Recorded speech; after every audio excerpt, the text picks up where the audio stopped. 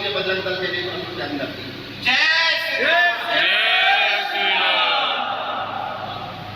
देश के अंदर 550 से ज्यादा जिलों के अंदर आज हमारा संगठन कार्य कर रहा है और 2500 तहसीलों के अंदर हमारी समिति 6 साल के अंदर खड़ी हो गई।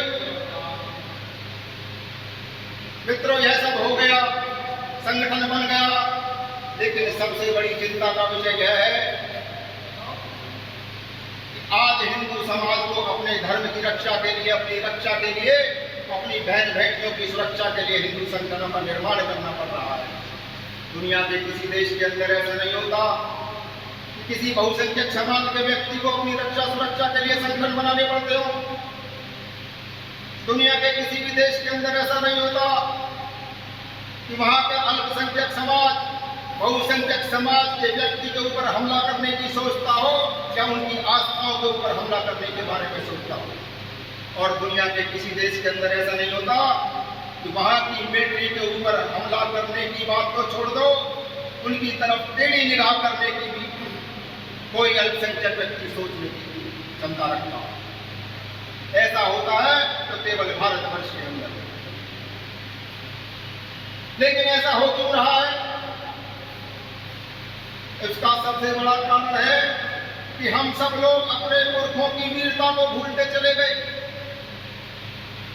जो हमारे पुरखों जिन्होंने हमेशा धर्म की रक्षा के लिए संघर्ष किया, इन जिहादी शक्तियों को मार मार करके भगाने का काम किया।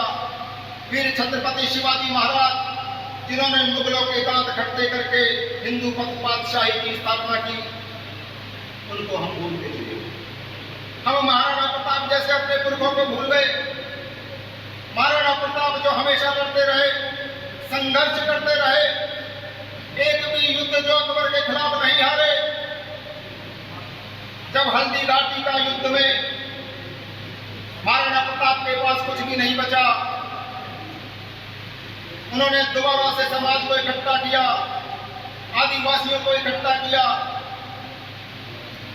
देश के लोगों को आह्वान किया, धन इकट्ठा किया और पूरी शक्ति और पूरी ताकत से एक बार फिर लड़े। उस समय मुगलों की कई दर्जन छावनियां मेवाड़ के अंदर हुआ करती थी।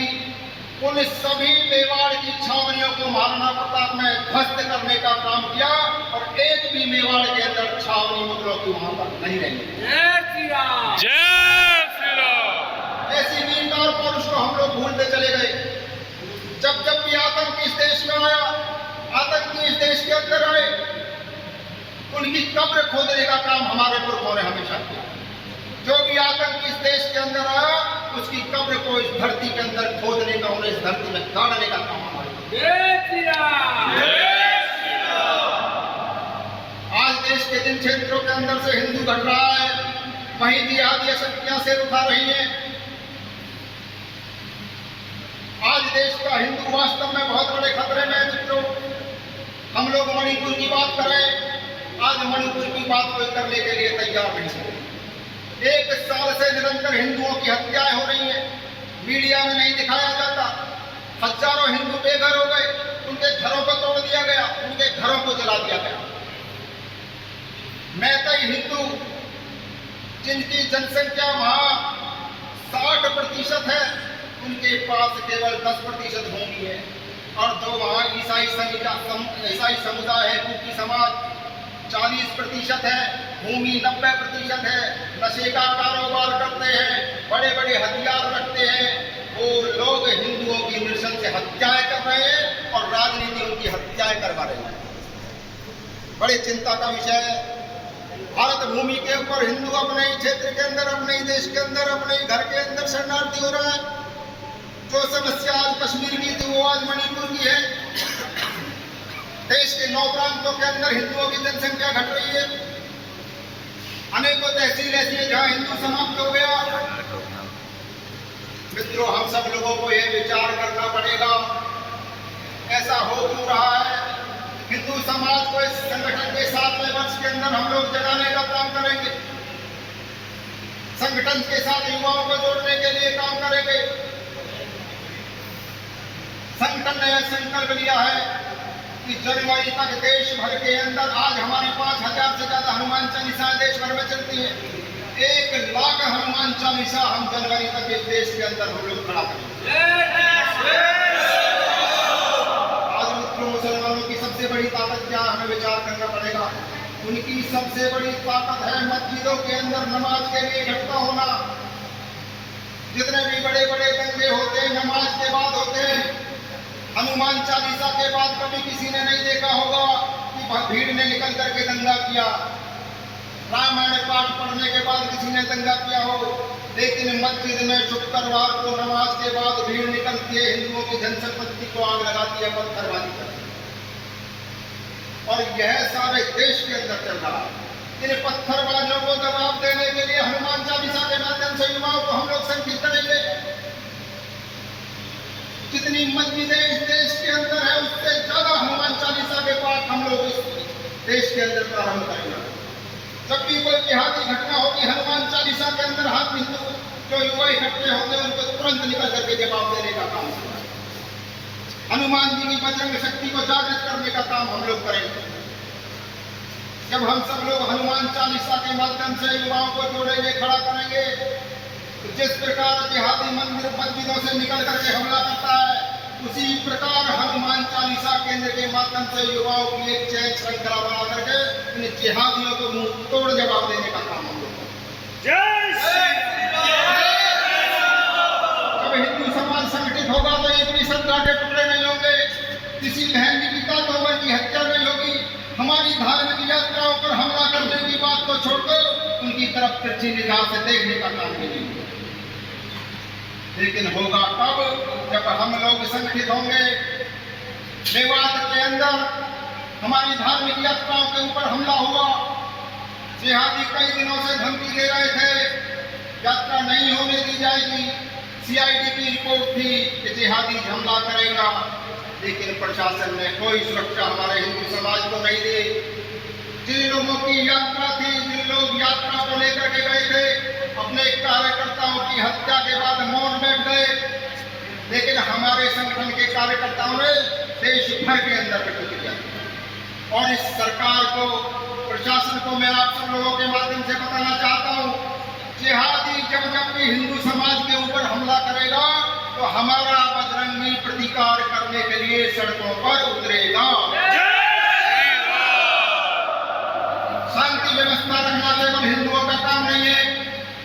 पलवल के अंदर में जिहादी कोई कार्य करेगा तो उसकी प्रतिक्रिया हिंदू समाज करने के लिए तुरंत तैयार रहेगा। शांति कैसे बनानी है ये केवल हिंदू को नहीं सोचना है, इस सोचने का काम है प्रशासन का काम है, सरकारों का काम है।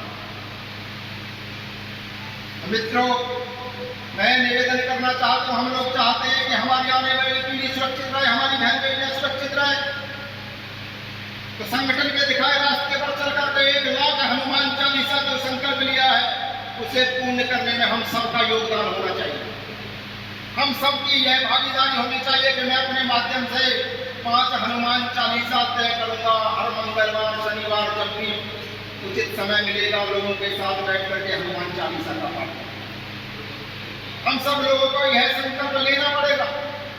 हम लोग यह विचार करके जाए आज यहाँ के आज अपने माध्यम से मैं 2 कॉलोनियों के अंदर, 3 कॉलोनियों के अंदर, मोहल्लों के अंदर हनुमान चालीसा पाठ कराऊंगा। और प्रत्येक हनुमान चालीसा मैं कम से कम मैं वहाँ 1 हनुमान चालीसा में उपस्थित रहूंगा।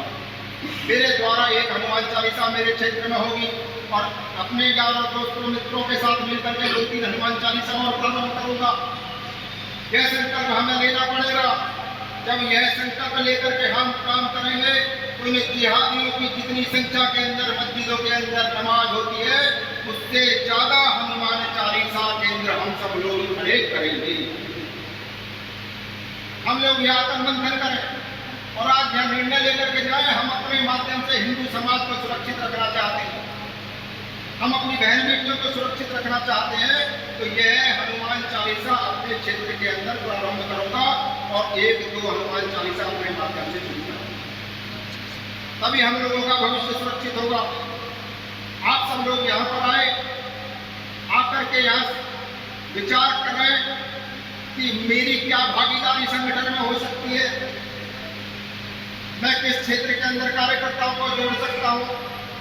कोई भी कार्यक्रम हो कम से कम 1000-500 की संख्या होनी चाहिए, लेकिन मित्रों बड़े दुख का विषय होता है कि हिंदुत्व की बात होती है तो थोड़े से लोग होते हैं, जब किसी जाति की बात होती है तो हजारों लोग सड़कों पर होते हैं। लेकिन जाति के लोग कभी धर्म की लड़ाई नहीं लड़ते, ये बात भी ध्यान में रखना। धर्म की लड़ाई हिंदू समाज के लिए मुट्ठी भर लोग लड़ते हुए हैं। जाति वाले लोग हिंदू समाज को कमजोर करने का काम करते हैं। जातिवाद में बह करके एक दूसरे पर कमेंट करना बंद करें। सब अपनी अपनी जातियों को भी बताने में लगे हुए हैं। मैं पूछना चाहता हूँ, सभी जातियां वीर थी, सभी के अंदर महापुरुष बड़े बड़े योद्धा पैदा हुए, लेकिन उसके बाद भी भाइयों विचार करो कि अंग्रेजों के गुलाम हम क्यों रहे, मुसलमानों के गुलाम सैकड़ों वर्षों तक हम लोग क्यों रहे? क्योंकि हम सब लोगों के अंदर जातिवाद का जहर बढ़ा था। आपस में एक दूसरे की हम लोग शक्ल देखना नहीं चाहते, जिसका परिणाम हमें भुगतना पड़ा। और आज वह स्थिति और भी ज्यादा भयानक हो गई है। जातिवाद का इतना जहर है कि जातिवाद का समर्थन करते करते हम लोग देशद्रोह तक पहुंच जाते हैं। हम लोग राजनीतिक पार्टी का समर्थन करते